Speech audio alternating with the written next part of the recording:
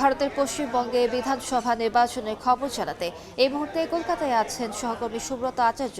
যাচ্ছি তার কাছে। সুব্রত, বিস্তারিত জানাবেন। হারে দুপুর 1টা পর্যন্ত ভোট পড়েছে, সেই হার যদি অব্যাহত থাকে তাহলে কোথাও কোথাও 80 থেকে 85% ভোট পড়তে পারে।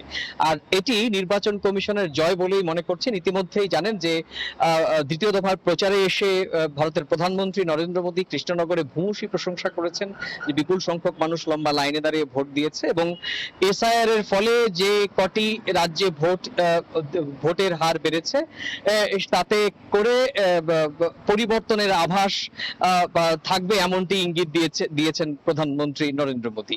সুতরাং এই যে ভোটের যে হার এখনো পর্যন্ত নির্বাচন কমিশন দুপুর 1টা পর্যন্ত 62.18%, সামগ্রিকভাবে যে 16টি জেলায় ভোটের ছবি সেটি দুপুর 1টা পর্যন্ত। এখন দুপুর 1টার পর এখন প্রায় বেলা 3:30 শতাংশের হার যদি হয় তাহলে আরো অনেকটা বেড়েছে।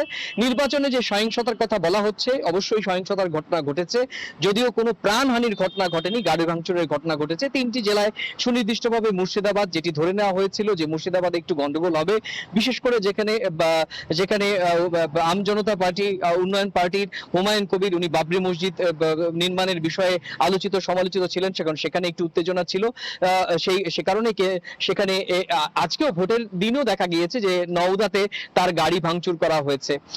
দক্ষিণ দিনাজপুর, সেখানেও একজন বিজেপি প্রার্থীর উপর হামলার ঘটনা ঘটেছে এবং একই রকম ভাবে বীরভূমেও একজন বিজেপির এজেন্ট, তাকেও ঘুষি মেরে নাক ফাটিয়ে দেওয়ার মতো ঘটনা ঘটেছে। এই 3টি ঘটনা ছাড়া ছোটখাটো যে বিচ্ছিন্ন ঘটনা সেটি ধর্তব্যের মধ্যে এখনো পর্যন্ত আসেনি।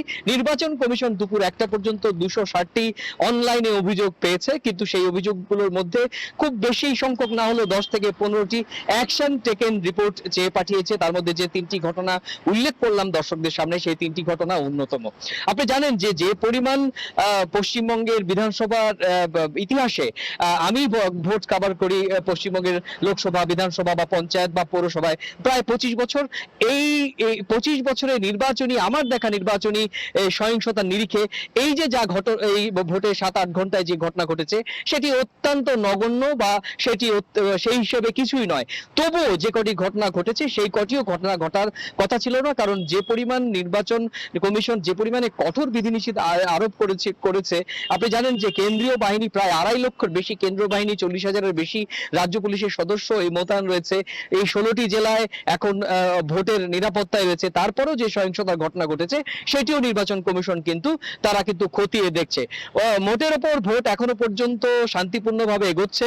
ভোটের যে হার তাতে একটি বড় ধরনের পরিবর্তনের আভাস দেখছে বিজেপি এবং নির্বাচনের গতি প্রকৃতি সেই সবগুলো কিন্তু রাজ্যের শাসক দল তৃণমূল কংগ্রেস এবং বিজেপির পক্ষ থেকে কিন্তু মনিটর করা হচ্ছে। তো এই ছিল আমার কাছে ভারতের পশ্চিমবঙ্গের বিধানসভা নির্বাচনের প্রথম পর্বের যে ভোট গ্রহণের 7 ঘন্টার যে ছবি, আমার কাছে থাকা সেই সংক্রান্ত সবশেষ তথ্য।